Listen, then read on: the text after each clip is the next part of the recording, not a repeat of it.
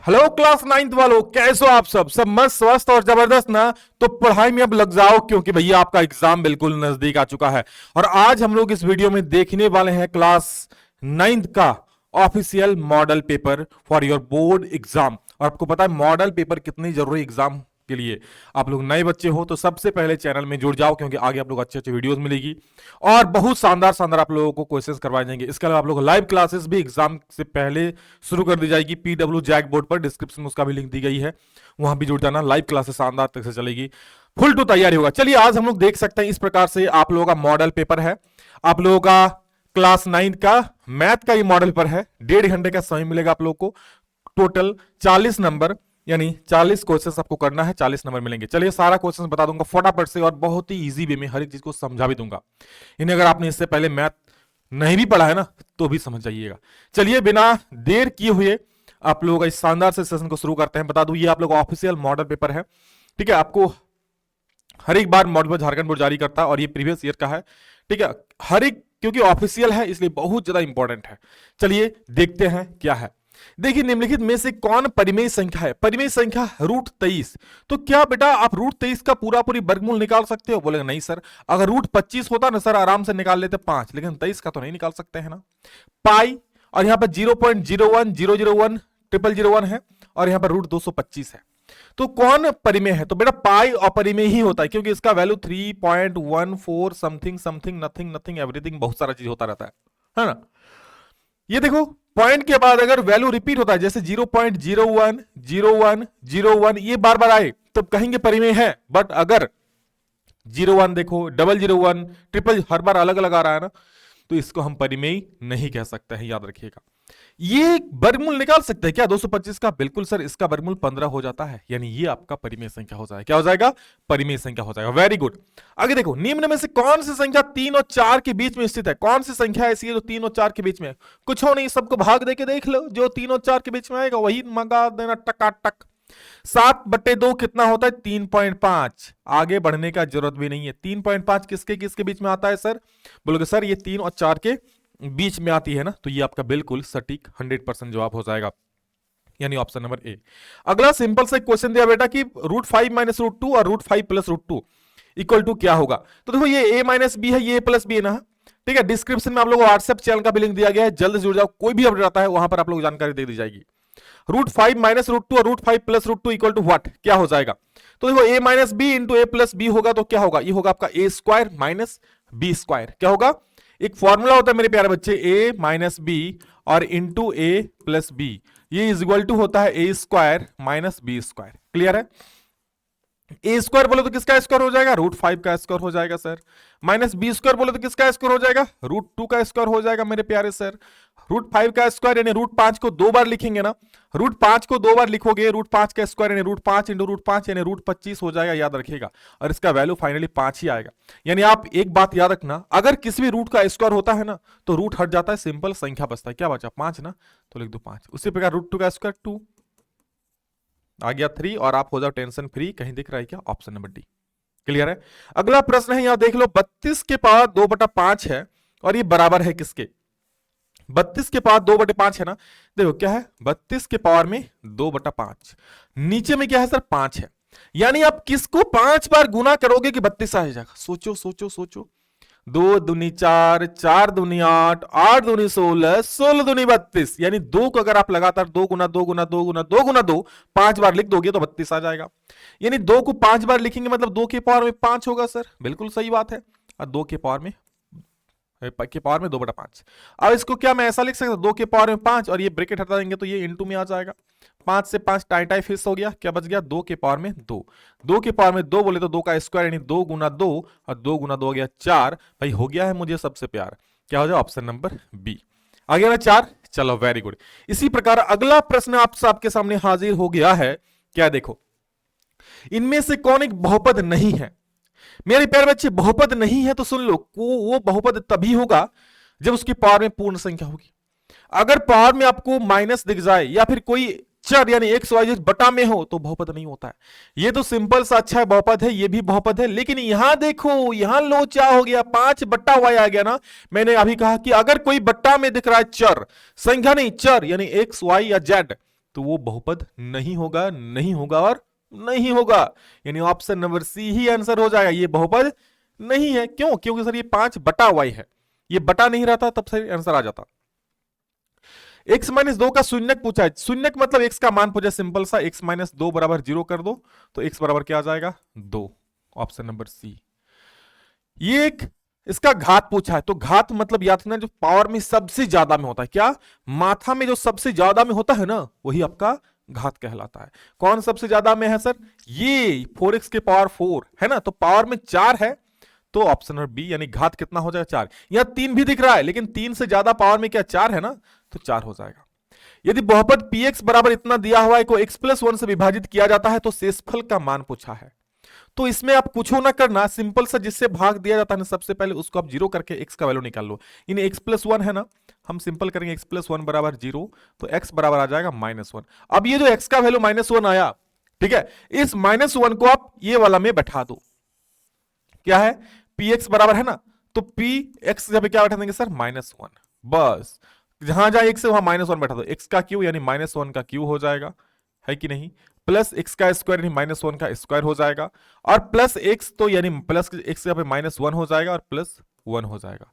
अब देखो -1 का क्यू यानी -1 को कितना बार गुना करेंगे सर? 3 बार गुना करेंगे, -1 गुणे -1 गुणे -1, तो -1 गुणे -1 गुणे -1 करोगे 3 बार मेरे प्यारे बच्चे, तो क्या आ जाएगा बोलो? माइनस माइनस से प्लस और प्लस माइनस से माइनस, 1 गुना 1 1 और 1 गुना 1 1 यानी -1 आएगा, तो -1 प्लस -1 का स्क्वायर करेंगे तो यानी -1 को 2 बार गुना करोगे, -1 इंटू -1 +1 हो जाएगा, तो 1 हो गया। प्लस माइनस से माइनस और 1 है और लास्ट में +1 है। ये पहला में -1 होगा ना, -1 +1 खत्म, -1 +1 खत्म, क्या बचा सर? कुछ ना बचा, 0, यानी आप बन गए हीरो। ऑप्शन नंबर ए आ गया 0। क्लियर है? एक्स अक्ष पर स्थित किसी बिंदु का निर्देशांक निम्न में से किस रूप का होता है? बता दो। एक्स अक्ष पर स्थित किसी बिंदु का निर्देशांक किस रूप में होता है?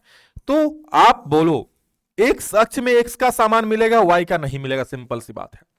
एक्स अक्ष में एक्स का मान मिलेगा, वाई का नहीं मिलेगा। एक्स का कुछ मिले, फलना ढिमका लचना कुछ भी मिले, बट एक्स का तो मिलेगा ना, यानी एक्स का कुछ तो मान होगा, लेकिन वाई क्या हो जाएगा? 0। यानी ये एक्स अक्ष का निर्देशांक होता है, याद रखना। यानी एक्स अक्ष पर स्थित कोई बिंदु अगर पूछेगा तो x, 0। अगर इसका उल्टा पूछ ले सर, यहां तो x अक्ष का पूछा एग्जाम में, अगर सर हम लोग बोर्ड एग्जाम y अक्ष का पूछ ले तो अब क्या करेंगे? तो सुन लो, अगर x अक्ष का पूछा है तो ये, और y के घर में सर y का वैल्यू मिलेगा, x का क्या हो जाएगा? 0, और y कुछ होना कुछ होगा, यानी y का निर्देशांक हो जाएगा y अक्ष में, y अक्ष पर किसी बिंदु का निर्देशांक क्या होगा? 0, y, और x अक्ष पर किसी बिंदु का निर्देशांक क्या होगा? x, 0। मेरे प्यारे बच्चे इसको याद रखना, बहुत इंपॉर्टेंट क्वेश्चन है। उसके बाद मूल बिंदु का निर्देशांक, मूल बिंदु जहां पर दोनों ये काट रहा है इसको बोलते हैं मूल बिंदु, और इसका निर्देशांक होता है 0, 0, यानी ऑप्शन नंबर सी। बिंदु 0, -7 कार्तीय तल में कहां स्थित है? 0 और -7, तो बेटा 0 तो सबसे पहले बता दूं यहां होता है, और -7 किस में? y में। आपको पता है माइनस जाएंगे तो नीचे आएंगे ना, इधर x वाला प्लस होता है, इधर x वाला माइनस होता है, इधर y वाला प्लस होता है, इधर y वाला माइनस होता है, यानी y का माइनस इधर नीचे आएंगे, यानी ये होगा, किस में होगा? 0, -7, तो 0 यहां हो जाएगा, -7 इसी में कहीं पर होगा, यहां पर कहीं पर होगा, तो क्या ये y अक्ष पर ही रह जाएगा ना? तो कहीं y अक्ष है क्या? हाँ सर इसमें है, तो ये आपका हो जाएगा ऑप्शन नंबर डी। क्लियर है? ऐसे आप देख सकते हो ये y अक्ष का ही निर्देशांक है, 0, y का कुछ ना कुछ वैल्यू है, तो ये y अक्ष पर होगा। आगे, यदि x का वैल्यू 1 है और y का वैल्यू 2 है, रैखिक समीकरण 3x + 2y equal to k का एक हल है, तो k का मान याद कीजिए। सिंपल सी बात है बेटा, 3x + 2y equal to k है ना, तो मैं लिखूंगा 3 और x के जगह पे जो वैल्यू दिया हुआ है, क्या दिया हुआ है सर? 1, प्लस 2 लिखूंगा और y के जगह पे जो वैल्यू दिया है क्या लिखूंगा? 2। अब बराबर k का मान निकालने बोला है, तो 3 एकम 3 प्लस 2 दूनी 4 इज इक्वल टू k, यानी 4 और 3 हो जाएगा 7 बराबर k, यानी k का वैल्यू कितना आ गया सर? 7। k का वैल्यू कितना आ गया? 7।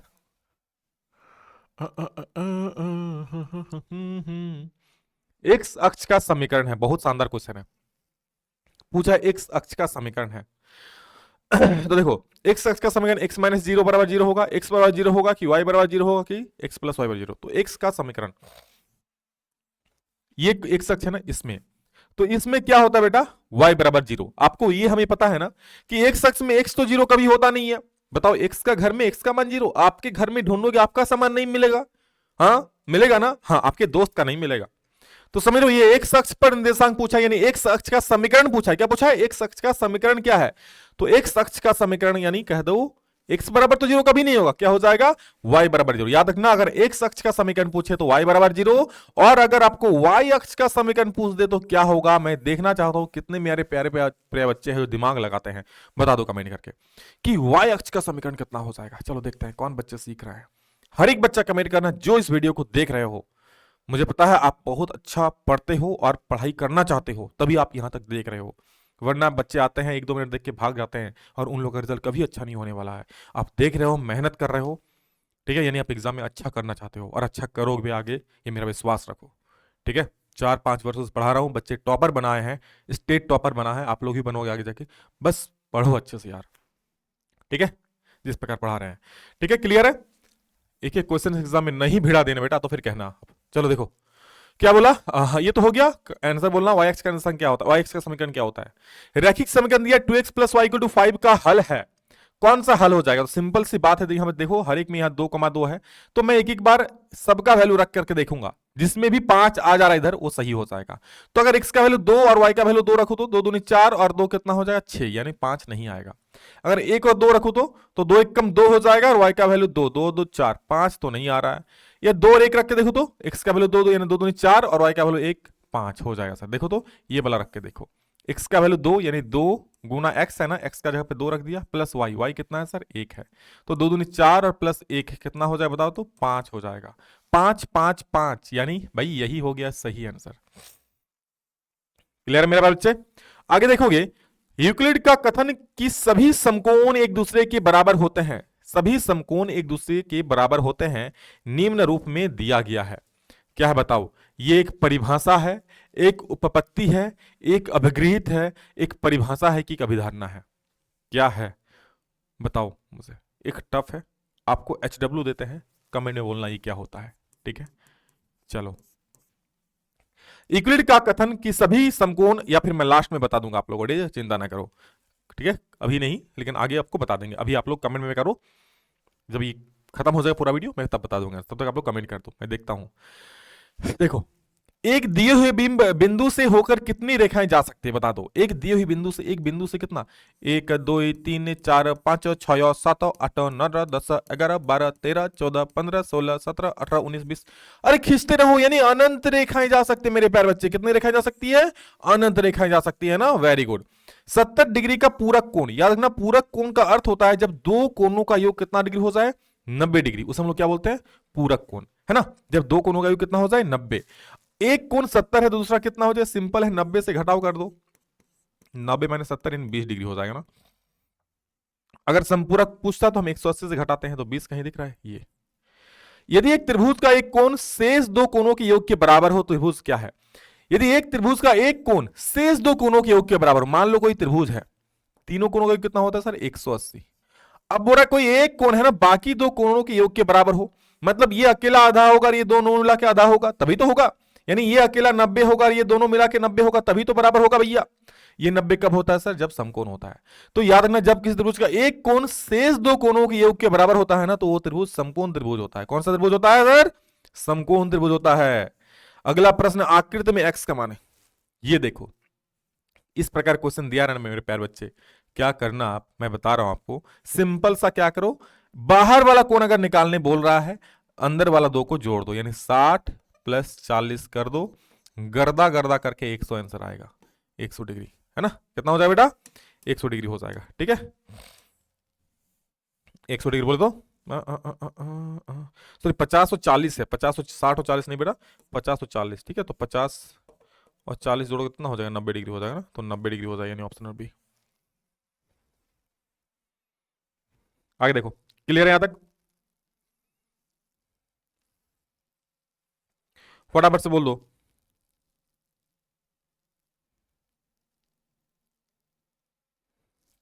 चलो आगे बढ़े, फटाफट से बोलो। देखो नेक्स्ट निम्नलिखित में से कौन त्रिभुजों की सर्वांग क्षमता कसौटी नहीं है? देखो कौन सा सर्वांग क्षमता कसौटी नहीं है बेटा?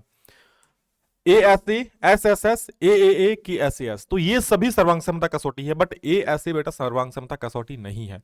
इसको हमने नहीं पढ़ा है। हमने एस एस पढ़ा है, हमने एस एस एस पढ़ा है, ठीक है, हमने एस एस एस ए भी पढ़ा है, हमने आर एच एस भी पढ़ा है, बट ये वाला नहीं पढ़ा है, यानी ए एस ए नहीं है। यदि त्रिभुज एबीसी में यदि ए बी बराबर ए सी है, तो सबसे पहले एक त्रिभुज बना लो एबीसी। तो खाली जगह यहां बनाता हूं, ये बेटा ए, ये बी हो गया, ये सी हो गया, है ना। एबीसी में यदि ए बी बराबर ए सी है, ए बी बराबर क्या है, ए सी है, ये बराबर मैंने यहां दिखा दिया ताकि मुझे याद रहे, है ना। बड़ा मैं भुलक्कड़ हूं, आप लोग जैसा नहीं हूं।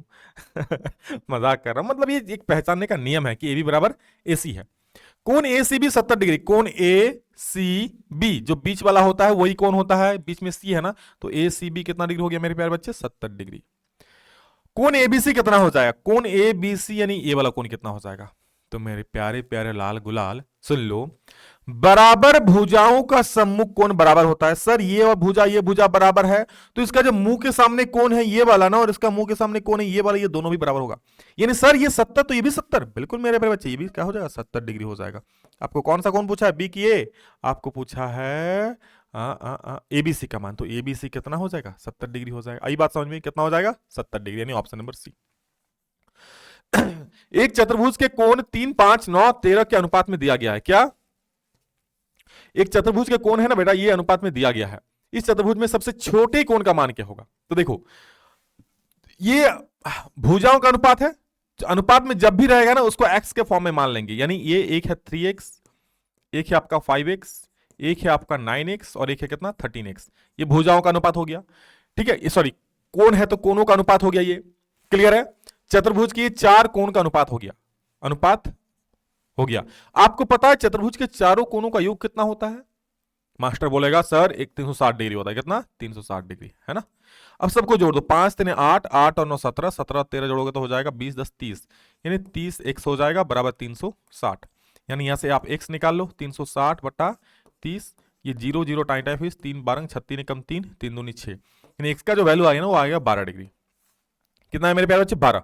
आपको पूछे सबसे छोटे कौन, सबसे छोटा इनमें से कौन है सर, 3 है, यानी आप 3x का वैल्यू निकाल लो, 3x का वैल्यू निकालोगे तो 3 गुना x का मान मौजूदा हो गया 12, 12 3 मारोगे 36, टन टन टन 36 डिग्री।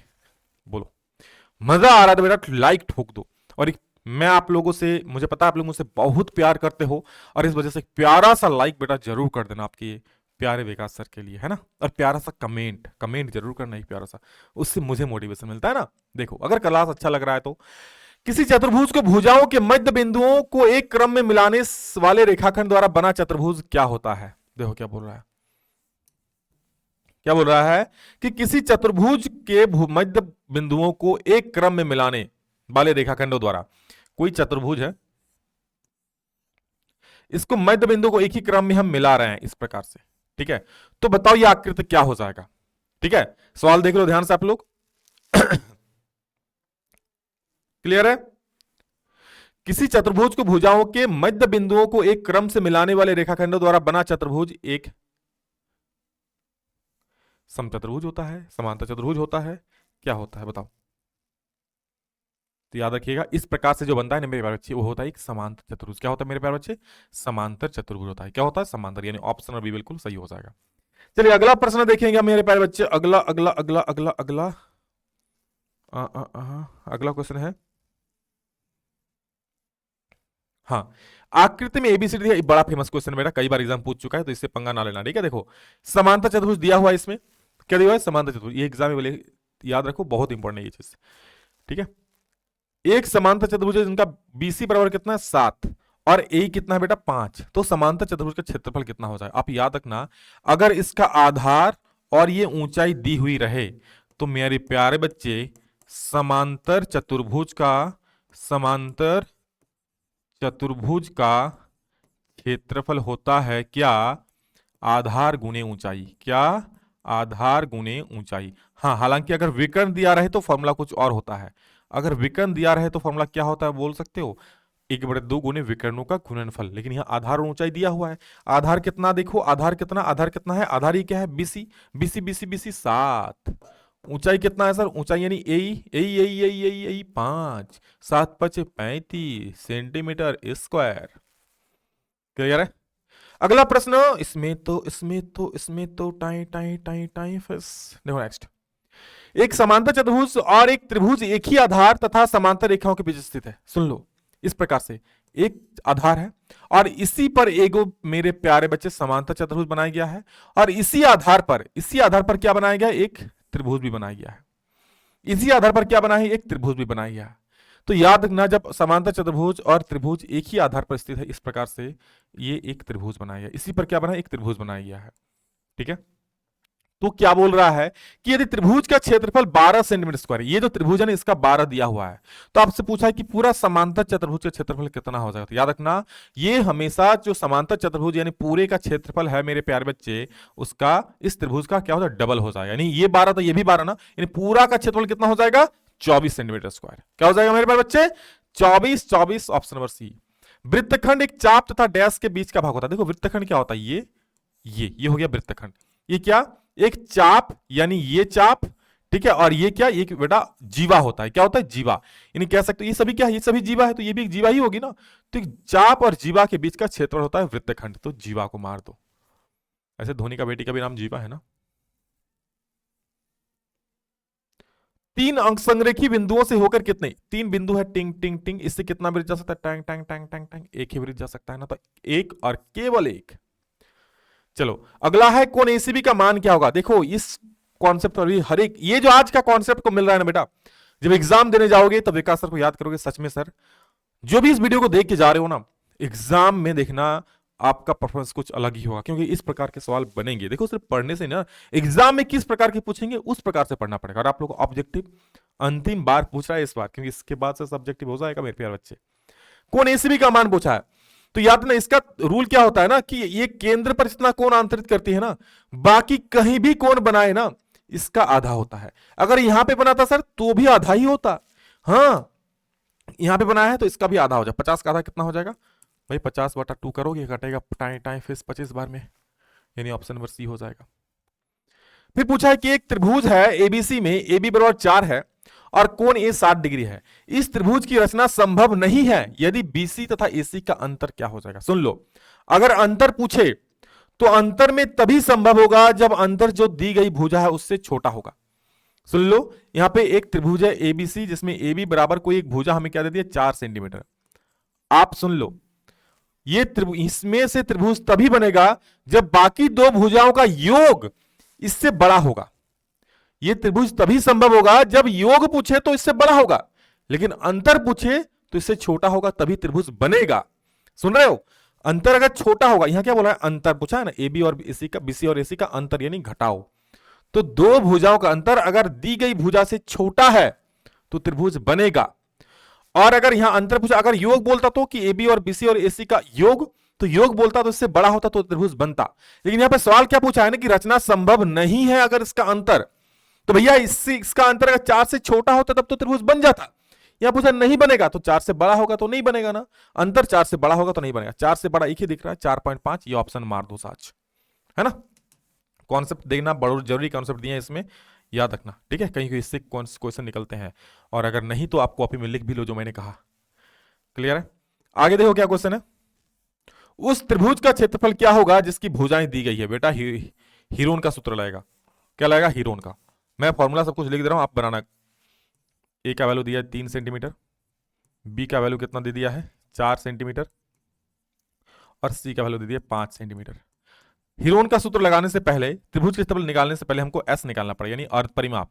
ये होता है A + B + C बटा में 2, यानी हो जाएगा 3 + 4 + 5 बटा में 2, 4 3 7 5 12/2 हो जाएगा, कटेगा 6 बार में, यानी आ गया 6 सेंटीमीटर, एस का वैल्यू आ गया।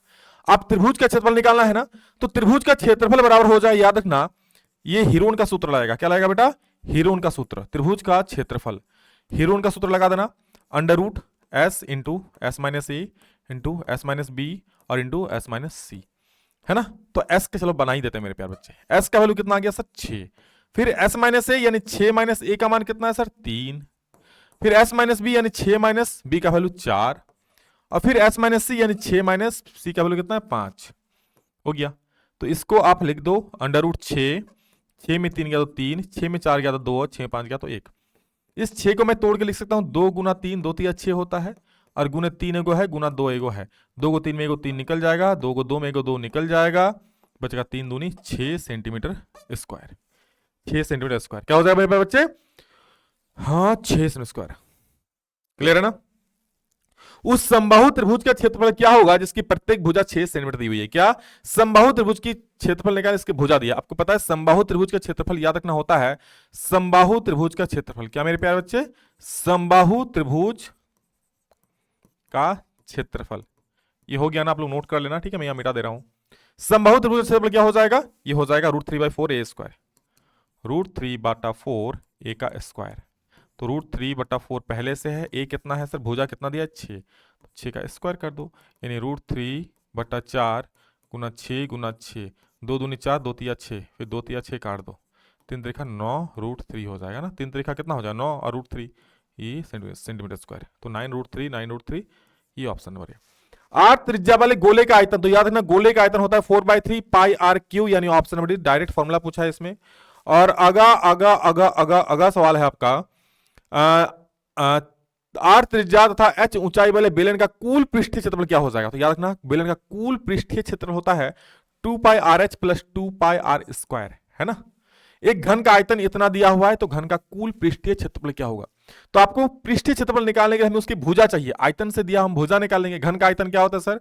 तो AQ होता है। और ये आयतन कितना दिया हुआ है? 512 दिया हुआ है ना, AQ। अब बताओ 5 से 12 किसका क्यू होता है? तो आप निकाल के देख लेना, 8 4 32, 8 का क्यू होता है, यानी 8 को 3 बार गुना करेंगे तो ये मिल जाएगा। तो भैया a का क्यू बराबर 8 का क्यू, यानी a का वैल्यू कितना है? 8। अब निकाल लो घन का कुल पृष्ठीय क्षेत्रफल। तो घन का कुल पृष्ठीय क्षेत्रफल कितना होगा बोलो? घन का कुल पृष्ठीय क्षेत्रफल ये हो जाए 6a का स्क्वायर। 6a का स्क्वायर बोले तो 8 का स्क्वायर, तो 6 8 का 64 गुना कर दो, 6 4 24 के 4 है, 2 6 6 36 37 38 384 सेंटीमीटर स्क्वायर, है ना।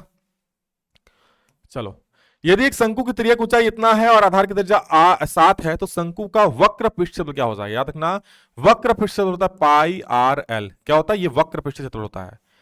पाई का वैल्यू 22/7, त्रिज्या कितना है सर? 7, और एल यानी तिर्यक ऊंचाई कितना है? 10। 7 से 7 खत्म, 22 को 10 से गुना कर दो, कितना है? 22 10 से 220, 220 सेंटीमीटर स्क्वायर आंसर हो जाएगा। 220 सेंटीमीटर स्क्वायर बोले बोले बोले बोले बोले बोले डी। बोलो, क्लियर है यहां तक सबको, है ना। आगे देखो, प्रथम 5 प्राकृत संख्याओं का माध्य बोला है। क्या? प्रथम 5 को प्राकृत संख्याओं का माध्य कैसे ज्ञात करेंगे? तो प्रथम 5 प्राकृत संख्या माध्य ज्ञात करने के लिए मेरे पास 5 प्राकृत संख्या लिखेंगे हम, 1, 2, 3, 4, 5। माध्य मतलब क्या? सभी को जोड़ो और जितना संख्या उससे भाग दे दो। सिंपल से याद रखना, माध्य जब भी निकालने वाला कोई नूना कर नहीं, जो माध्य जिसका निकालने वाला सभी को जोड़ो, जितना संख्या भाग दे दो। कितनी संख्या है? 1 + 2 + 3 + 4 + 5 है कि नहीं है? है ना। और जोड़ के 5 को संख्या से भाग दो, 5 4 9, 9 1 10, 5 15 हो जाए, 15/5 यानी कट के आ जाएगा 3। तो आपका आंसर कितना हो जाएगा? 3 हो जाएगा, ऑप्शन बी। फिर पूछा है इसकी में 5 की बारंबारता, 5 की बारंबारता यानी 5 कितना बार आया देख लो, 1 बार, 2 बार, 3 बार, 4 बार, 5 बार, 6 बार। 6 बार 5 आया है ना, ये तो 5 की पूछा है, तो 6 बार आया है, यानी बारंबारता कितना हो जाएगा? 6 हो जाएगा। वर्ग अंतराल का वर्ग चिन्ह जिसका भी बोलेगा ना, उनको जोड़ो आराम से प्यार से और 2 से भाग दे दो, यानी 30 बटा कितना हो जाएगा? 2 कटेगा 15 बार में, कितना आ जाएगा बेटा? 15। एक पासे को 100 बार फेंकने पर प्राप्त परिणाम 3 की बारंबारता 150 है, तो इसकी प्रायिकता क्या है? एक पासे को बोल रहा है 100 नहीं 1000 बार फेंक रहे हैं, तो 3 की बारंबारता 150 है, ठीक है। तो इसकी प्रायिकता क्या है? यानी 150 बार 3 आ रहा है ना। एक पासे को 1000 बार फेंक रहे हैं, तो प्राप्त परिणाम 3 की बारंबारता 150 है, तो इसकी प्रायिकता क्या होगा? सिंपल सा कुल संख्या से भाग दे दो बेटा। हाँ, 150 को मैं अगर भाग दूं 1000 से, 0 0 5 दिया 15, 0 3/20, 3/20 यानी ऑप्शन नंबर सी हो जाएगा।